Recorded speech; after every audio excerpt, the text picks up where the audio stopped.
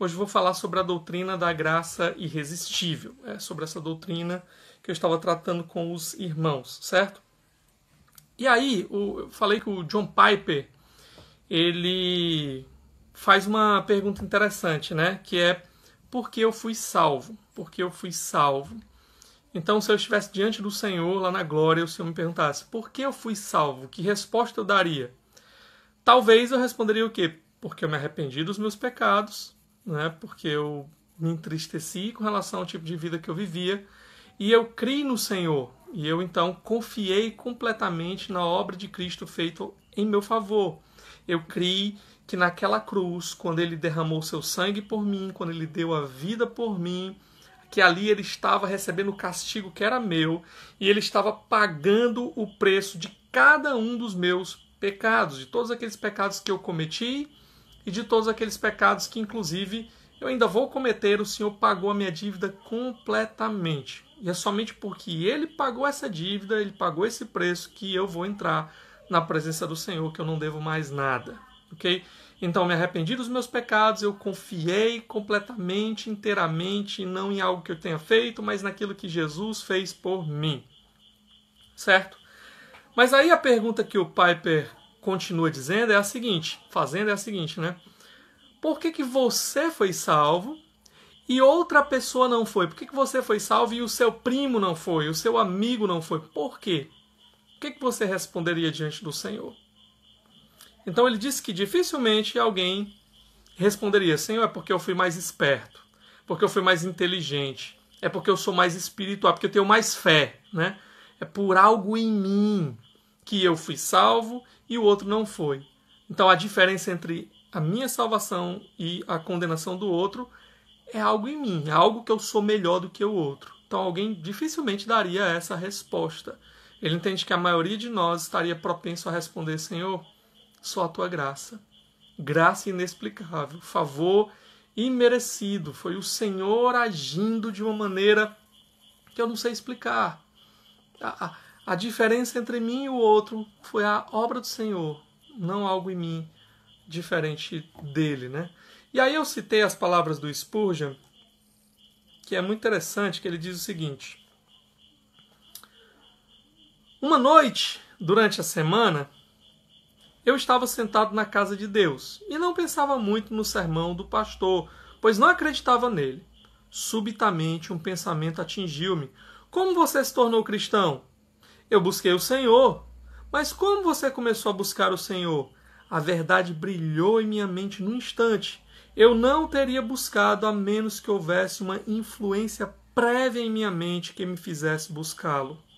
Eu orei e pensava, mas então perguntei a mim mesmo, como foi que comecei a orar? Eu fui induzido a orar pela leitura das Escrituras. Como comecei a ler as Escrituras? De fato, eu as lia, porém, o que me levou a fazê-lo? Então, subitamente, eu percebi que Deus estava no princípio de tudo, que era Ele o autor da minha fé, e isso de tal forma que toda a doutrina da graça abriu-se para mim, e dessa doutrina não me afastei até o dia de hoje. E desejo fazer da seguinte frase a minha constante confissão: eu atribuo minha mudança inteiramente a Deus. Então nota aqui o que o Spurgeon está dizendo. Ele disse que um dia começou a meditar, né? Como é que eu me tornei um crente em Cristo Jesus? Ele falou, bom, porque eu orei ao Senhor. Mas por que eu comecei a orar? E aí ele, não, porque eu comecei a ler a Bíblia. Mas por que eu comecei a ler a Bíblia? Então ele foi percebendo que por trás de cada atitude dele que o levou a Cristo, por trás de tudo isso estava a obra do Senhor, a obra de Deus. Deus estava trabalhando. Então, a conclusão dele é, a minha salvação eu atribuo ao Senhor. O Senhor fez algo em mim para que eu pudesse responder, para que eu pudesse ser salvo. Ok? Então, graça, fé, graça inexplicável, um favor imerecido, realizado soberanamente pelo Senhor na nossa vida, que nos leva a Ele. Eu fui salvo porque eu me arrependi, fui salvo porque eu criei, mas eu só me arrependi e criei porque por trás disso estava um Deus soberano agindo na minha vida. Então é isso que a gente vai falar hoje, né? como essa graça de Deus ela atua para nos levar ao Senhor. Então, eu quero começar falando que o ato de eu me arrepender e o ato de eu crer no Senhor, essas duas coisas são dons de Deus. São presentes da graça de Deus que eu não mereço. Deus opera em mim para que eu me arrependa e para que eu creia, tá bom? Vamos dar uma olhadinha comigo aí, Efésios capítulo 2, versos de 8 a 9. Efésios 2, do 8 ao 9. É um texto bem famoso, né? Aquele texto diz assim: pela graça sois salvos mediante a fé, e isto não vem de vós, é dom de Deus, não das obras, para que ninguém se glorie. O que esse texto está dizendo para nós, tá? Pela graça sois salvos e mediante a fé, graça e fé. E isso não vem de vós, não é algo que é produzido por vocês, que está dentro de vocês, que surge dos seus esforços ou de algo em vocês. É dom de Deus, certo? O que é dom de Deus? A graça ou a fé? É muito interessante que o texto grego, quando ele diz assim, isso não vem de vós, ele coloca aí uma palavra que é neutra. Exatamente porque ela pode se referir às duas coisas, tanto a graça quanto a fé. Essas duas coisas vêm de Deus. A graça é favor imerecido de Deus. A fé é presente de Deus, é dom de Deus para nós, tá? Não vem de nós exatamente para que eu não possa bater no peito e me gloriar diante do Senhor e dizer, fui eu é que fiz a minha parte, eu é que comprei a minha salvação, eu mereço entrar. Não. É favor que você não merece. A fé que você creu na obra do Senhor foi dom do Senhor dada a você. É isso que o texto diz. Agora, Romanos, capítulo 12, verso 3. Romanos 12, 3. Diz assim. Deixa eu só abrir aqui.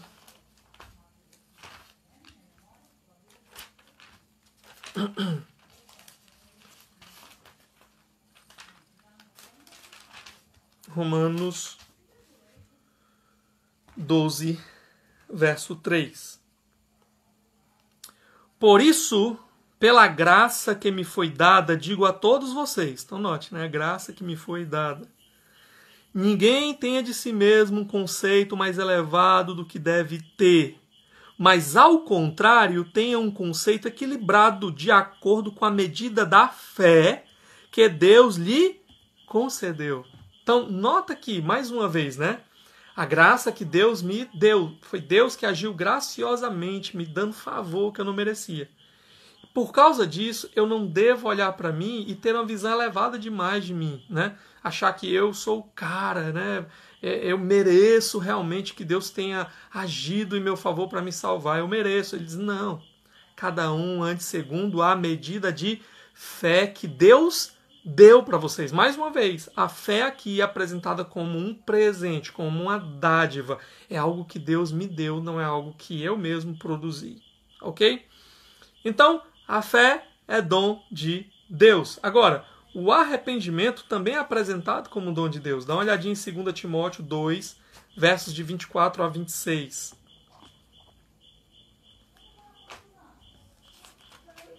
2 Timóteo 2,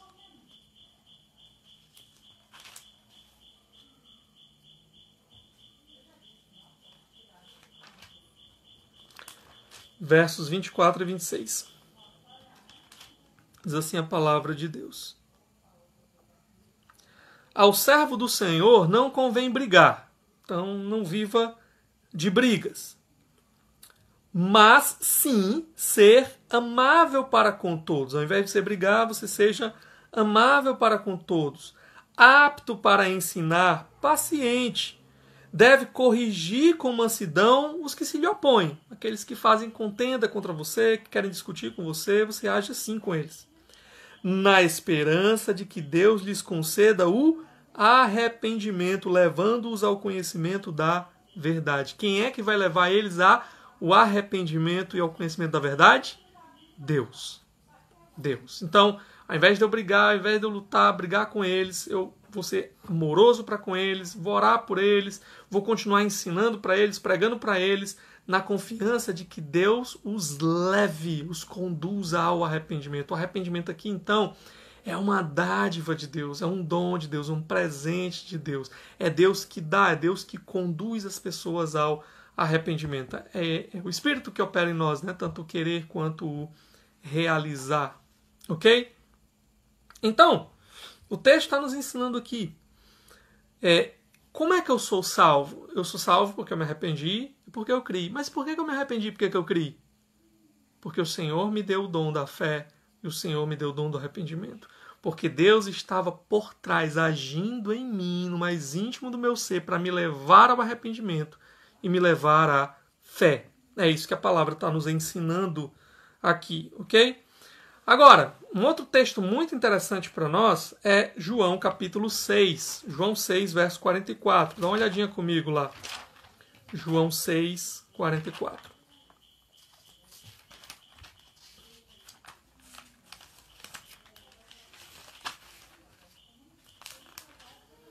João 6, 44. Diz assim: Ninguém pode vir a mim se o Pai que me enviou não o trouxer, e eu o ressuscitarei no último dia. Ninguém pode vir a mim se o Pai que me enviou não o trouxer. Olha as palavras de Jesus aqui.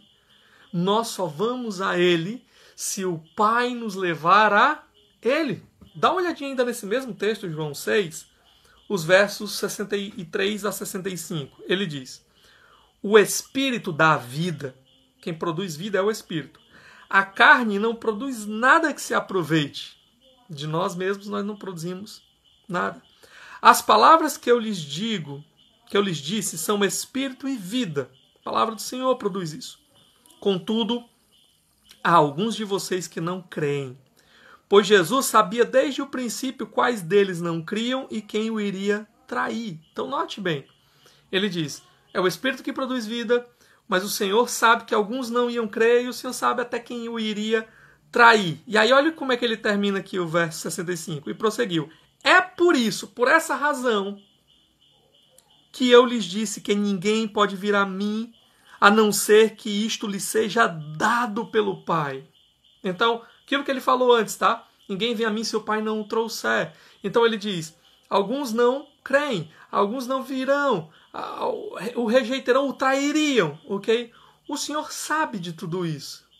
E o motivo de eles não o quererem, não o desejarem, não o buscarem, é exatamente porque eles não lhes foram dados pelo Pai. Eles não foram trazidos pelo Pai. É por isso que o Senhor sabe que eles não viriam. Esta é a razão. É por isso que eu disse para vocês: ninguém pode vir a mim se o Pai não o trouxer.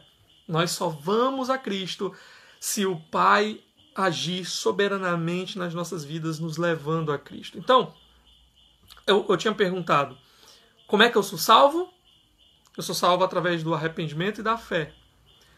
Mas como é que eu me arrependi e como é que eu criei? Porque o Senhor me deu arrependimento e fé. Então, como é que Deus trabalha me levando, me atraindo, me conduzindo até Jesus? Primeiramente, Ele trabalha agindo no mais íntimo do meu ser, colocando ali o quê? Arrependimento, pesar, tristeza pelos meus pecados e uma confiança que antes não havia. Essa é a fé. Uma confiança na obra completa de Cristo naquela cruz do Calvário feita em meu favor. Então é assim que o Senhor me leva a Cristo. Mas tem mais uma coisa. O Senhor me leva a Cristo através de um chamado. Um chamado no mais profundo, no mais íntimo do nosso ser. Tá? Dá uma olhadinha comigo em 1 Coríntios 1, versos de 22 ao 24. 1 Coríntios 1, versos de 22 ao 24.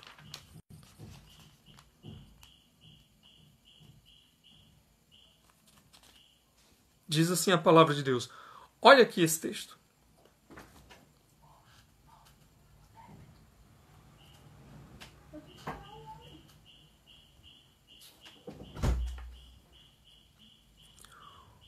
Os judeus pedem sinais miraculosos e os gregos procuram sabedoria. Nós, porém, pregamos a Cristo crucificado, o qual de fato é escândalo para os judeus e loucura para os gentios. Mas para os que foram chamados tanto judeus como gregos, Cristo é o poder de Deus e a sabedoria de Deus. Então, o texto está dizendo o que para nós? Ele está dividindo a humanidade em dois grupos, né? Judeus e gregos, ok? Judeus e gregos. Era basicamente assim que a humanidade era dividida nesses tempos. Ou você era judeu, ou você era alguém vindo do Império Greco-Romano, né? Um gentio, um pagão, tá certo? Então o que ele está dizendo? Ele está dizendo que para esses dois grupos, a mensagem de Cristo, a mensagem da cruz, é pedra de tropeço, é escândalo, é loucura, não faz sentido, certo? Porém, quando a gente chega no verso 24, ele diz: mas para os que foram chamados, tanto judeus como gregos, ou seja, ele está dizendo que mesmo esses dois grupos rejeitando a mensagem do Senhor, há um chamado, há um grupo dentro deles, de judeus e gregos, que são chamados. E para esses chamados, ele diz, a mensagem do Senhor é poder de Deus e sabedoria de Deus. Então, para esse grupo há uma mudança. Aquilo que era loucura, aquilo que era tropeço, agora é poder de Deus. É o que os salva, é sabedoria de Deus. Ok? Então, qual a diferença deles? Eles são judeus e gregos, assim como o restante da humanidade lá era judeu e grego. Qual a diferença deles? Eles foram chamados com um chamado especial. Algo feito dentro do mais íntimo do ser deles, levando eles a quê? Arrependimento e fé nessa mensagem. É o Senhor os atraindo, Deus os levando a Cristo. É isso que o texto está dizendo. Eu penso que é por isso que o Senhor fala, por exemplo, muitos são chamados, mas poucos são os escolhidos. Aqui também nós temos dois tipos de chamado. Nós temos um chamado geral. A gente prega o evangelho para todo mundo. Muita gente escuta o evangelho, entra por um ouvido, sai pelo outro ouvido, e não há mudança nenhuma na vida delas. Ok? Esse é o chamado geral. Deus está chamando as pessoas. Toda vez que você ouve uma mensagem sobre Cristo, é Deus que está chamando você. Mas porque você ama mais o seu pecado do que a Cristo, você sempre trata aquela mensagem como algo sem valor, como algo até talvez interessante, quem sabe um dia, mas você não se compromete. Mas há um chamado, há um dia determinado pelo Senhor. Há aqueles que são chamados de uma maneira especial, onde o Senhor vai lá no íntimo do coração deles, no íntimo do ser deles, e faz com que naquele dia eles atentem para a mensagem, eles se comprometam com a mensagem, eles vejam que de fato não há outra coisa que fazer senão dizer: Senhor, eis-me aqui, eu creio, eu confio, eu me arrependo, não quero mais o meu pecado. Então, esse chamado especial aqui é o chamado do Senhor para nos levar até Cristo. Ok? E tudo isso daqui, irmãos, é algo que já estava prometido para nós lá no Antigo Testamento, na profecia da nova aliança, né? Jesus veio fazer uma nova aliança, um novo pacto com um novo povo, ok? Então, dá uma olhadinha comigo em Jeremias 31. Jeremias 31, versos de 31 em diante. Jeremias 31, do 31 adiante. Aqui a profecia da nova aliança Jesus faria através do seu próprio sangue derramado. Ele diz: estão chegando os dias, declara o Senhor, farei uma nova aliança com a comunidade de Israel e com a comunidade de Judá. Não será como a aliança que fiz com os seus antepassados quando os tomei pela mão para tirá-los do Egito, porque quebraram minha aliança, apesar de eu ser o Senhor deles, diz o Senhor. Esta é a aliança que farei com a comunidade de Israel depois daqueles dias, declara o Senhor. Porei a minha lei no íntimo deles e a inscreverei nos seus corações. Serei o Deus deles e eles serão o meu povo. E mais ensinará o seu próximo ao seu irmão, dizendo: conheço o Senhor, porque todos eles me conhecerão, desde o menor até o maior.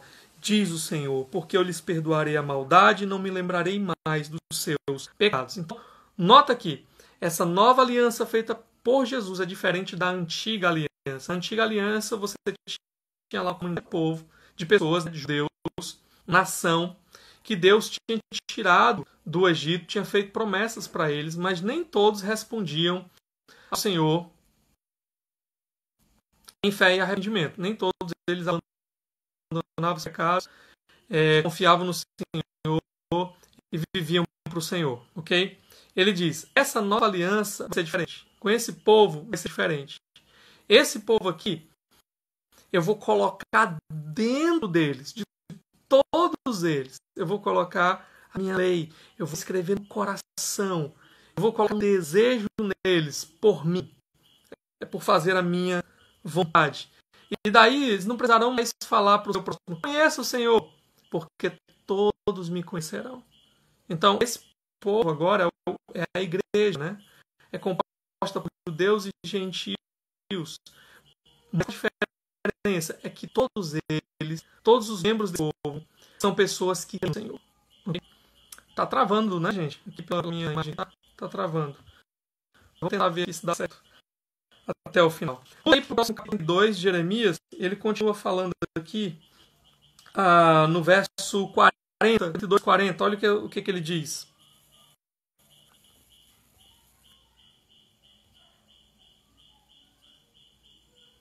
Farei com eles uma aliança permanente, jamais deixarei de fazer o bem a eles, e farei com que me temam de coração, para que jamais se desviem de mim. Então, nota aqui o que o Senhor faz muito com esse povo, né? Ele diz que ele mesmo é que faria com que eles temessem de coração, temessem com todo o seu ser, né? Amassem o Senhor. Qual o propósito? Ele diz: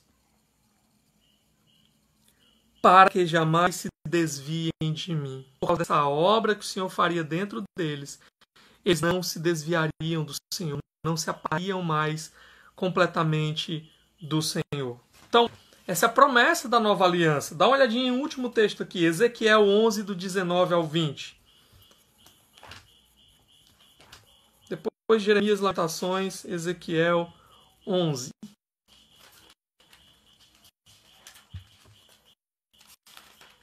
Do 19 ao 20. Olha o que o texto diz.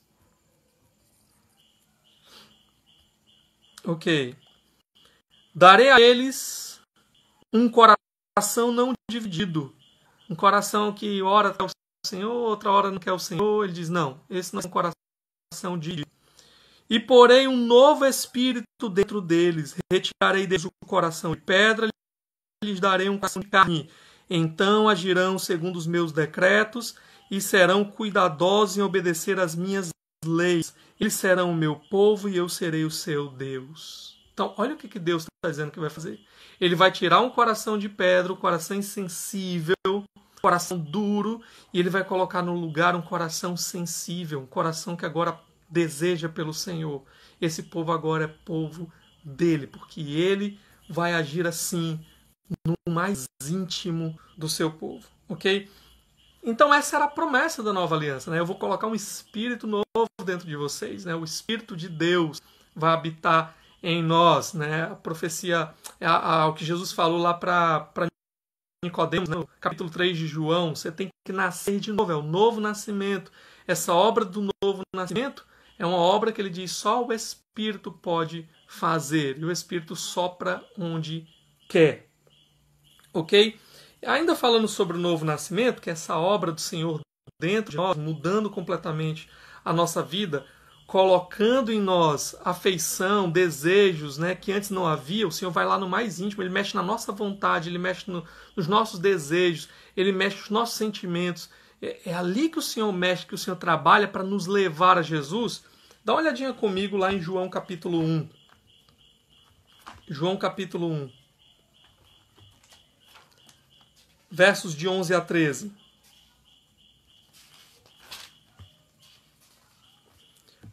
João 1, do 11 ao 13. Olha aqui.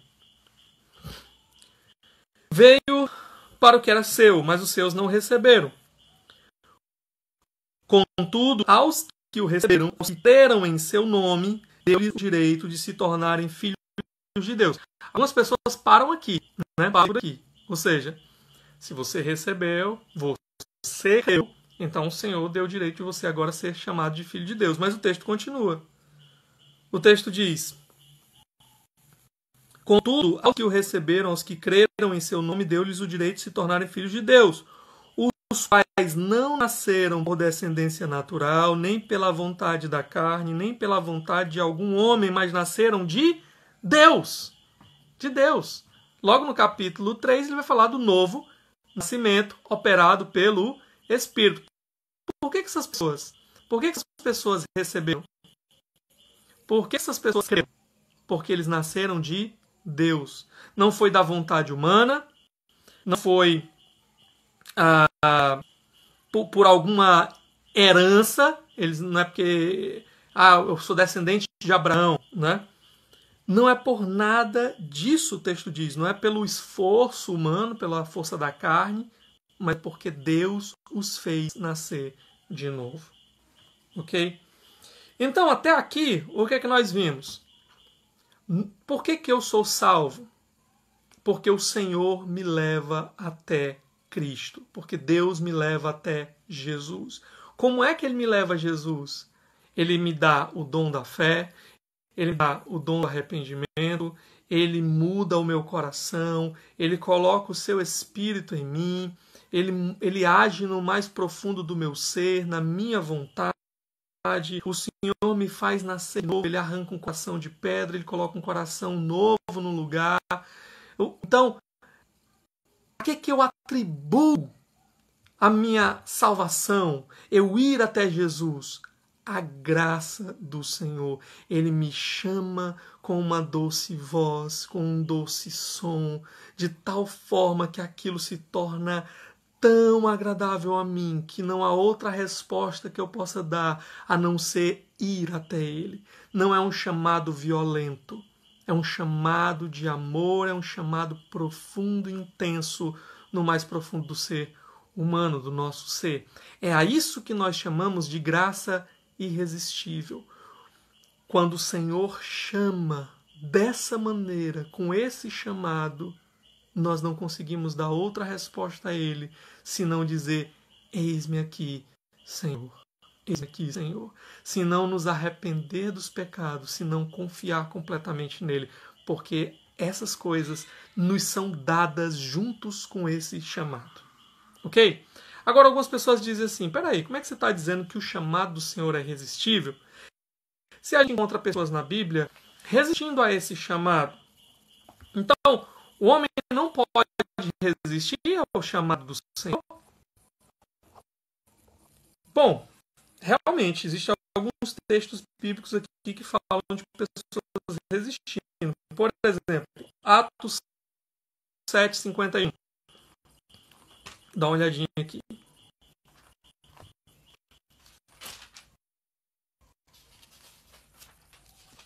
Atos 7:50.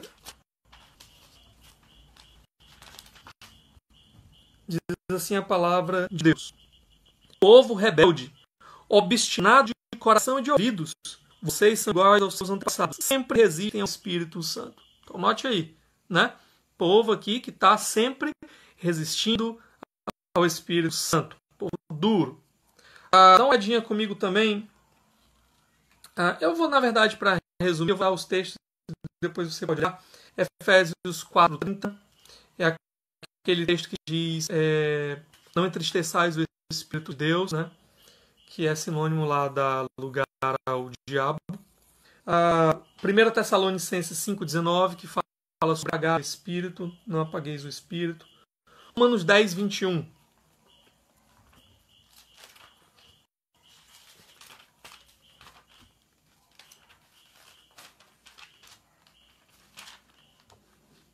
Diz assim. Mas a respeito de Israel ele diz, o tempo todo estendi as mãos a um povo desobediente e rebelde. Um povo que estava resistindo ao Espírito de Deus. E aí, pastor, como é que a graça ela é irresistível se existem pessoas descritas na Bíblia aqui que resistem ao Espírito de Deus? O ponto, irmãos, é o seguinte. Na verdade, o homem sempre vai resistir ao Espírito. O homem natural sempre vai resistir ao Espírito. Ele nunca vai desejar trocar o seu pecado, aquelas coisas que ele tanto ama, por uma vida com Deus. Ele sempre vai naturalmente resistir ao Espírito. Mas isso só até o dia em que Deus decide romper a resistência dele. Ok? Então, por natureza, todos os filhos da ira, né? Por natureza, todos nós, filhos da ira de Deus, andando segundo nossos delitos e pecados, mortos nos nossos pecados, vamos dizer não para o Senhor. Então, o Senhor ele vai fazer as suas promessas diante de nós. Ele vai apresentar a boa notícia diante de nós. Sua graça está lá diante de nós, posta diante de nós. O problema é que nós sempre vamos dizer não. Nós nunca vamos nos comprometer. Mas há um dia determinado pelo Senhor, quando Ele quer, quando Ele deseja, Ele rompe essa resistência. E aí Ele opera tudo aquilo que a gente acabou de ver. Ele nos leva até Cristo, Ele nos traz até Cristo. Coloca fé, coloca arrependimento, muda o nosso coração, muda as nossas afeições, trabalha no mais íntimo do nosso ser. E quando Ele age assim, a gente não resiste mais. É isso que a Bíblia nos ensina, tá? E aí, para terminar, já que a gente está em Romanos, volta lá para Romanos capítulo 9, versos 18 em diante. Olha o que ele diz. Portanto, Deus tem misericórdia de quem Ele quer e endurece a quem Ele quer. Mas algum de vocês me dirá, então, por que Deus ainda nos culpa? Pois quem resiste à sua vontade? É muito interessante, né? O verso 16, ele tinha dito assim, portanto, isso não depende do desejo ou do esforço humano, mas da misericórdia de Deus. Então, ele está dizendo aqui, se Deus endurece a quem Ele quer, e Ele tem misericórdia de quem Ele quer, isso não depende da vontade do homem, não depende do esforço do homem. Então, como é que Deus ele pode olhar para o ser humano e pode culpar o ser humano? Pois ninguém resiste à vontade dele. É a conclusão aqui que o interlocutor, né, que está brigando com Paulo aqui, ele chega. E a resposta de Paulo é, quem é você, ó homem, para questionar a Deus? Acaso aquilo que é formado pode dizer a quem o formou, por que me fizeste assim? O oleiro não tem direito de fazer o mesmo barro, um vaso para fins nobres e outro para fim desonroso? O ponto de Paulo aqui, basicamente é o seguinte, e aí, de fato a gente não consegue resistir à vontade do Senhor? E Paulo diz, sim, e Deus é justo quando Ele age assim, porque Ele tem direito de agir assim, Ele age como Ele quer. Ele pode pegar da mesma massa e fazer um vaso para um fim honroso e para um fim desprezível. Mas tudo isso é o quê? É porque Deus é mau, perverso, é injusto ou alguma coisa assim? Interessante que quando ele vai continuar descrevendo, ele diz, não, Deus faz assim para mostrar, primeiro, a paciência dele com os vasos de ira, né? Ou seja, aqueles vasos que ele fez e destinou para aquele fim desonroso, eles são vasos de ira. E Deus está mostrando a sua paciência. Na verdade, eles eram para ter sido destruídos desde o começo. Por outro lado, aqueles vasos que o Senhor preparou e o Senhor os chamou segundo sua vontade, esses vasos, eles também não são vasos de mérito, né? Deus está agindo com um favor especial com eles porque eles merecem. Não, eles são vasos de misericórdia. Mas há um ponto aqui que Paulo simplesmente está dizendo assim, diante dessa soberania de Deus na salvação, no chamado, levando pessoas para si, na eleição, seja lá o que for, há um momento em que parece que a gente tem que simplesmente botar a mão na boca, né, e se calar. E ao invés de a gente acusar Deus de injustiça ou qualquer outra coisa, simplesmente reconhecer a nossa ignorância. E Paulo diz, né, quem és tu, ó homem? Você não conhece, não chega lá. Você tem que apenas se submeter, confiar. Deus sabe o que faz. Deus é soberano. Ele sabe o que faz. O que nós podemos fazer é agradecê-lo, louvá-lo. Se somos objetos da sua graça, se somos salvos, se fomos alcançados, se fomos chamados, não é por nada que haja em nós. Foi somente por graça dele. É porque ele agiu com um favor que a gente não merecia. Se não somos objetos desse favor de Deus, né, a Bíblia vai deixar claro desde o início, é porque nós não quisemos a Deus. Nós o rejeitamos, sempre resistimos a Ele. Então não dá para acusar Deus, né, de não agir com favor, quando nós nos rebelamos vez após vez contra Ele. Em resumo, A salvação é inteiramente de Deus, porque Ele está nos levando a Ele.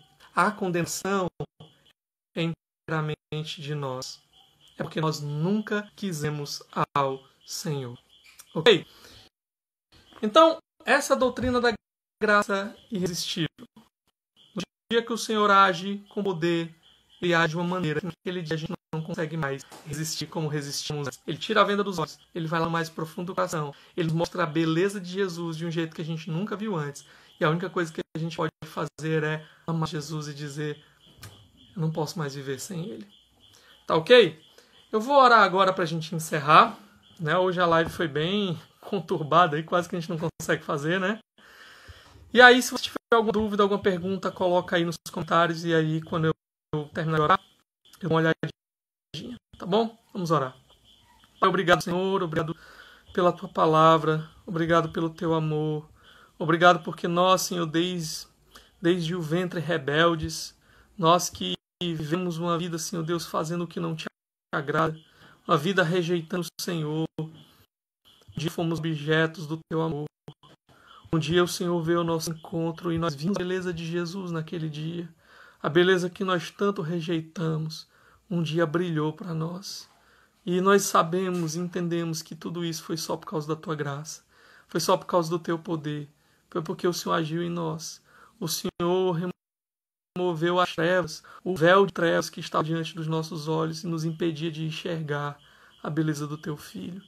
Senhor, continua trabalhando em nós, operando em nós, tanto querer quanto realizar, operando em nós um desejo contínuo por Jesus e a capacidade de continuar a cada dia vivendo somente para Ele, para a glória dEle. Abençoe os meus irmãos que estão nos seus lares, abençoe suas vidas, proteja-os nesse momento difícil, supra suas necessidades, em nome de Jesus. Amém. Amém.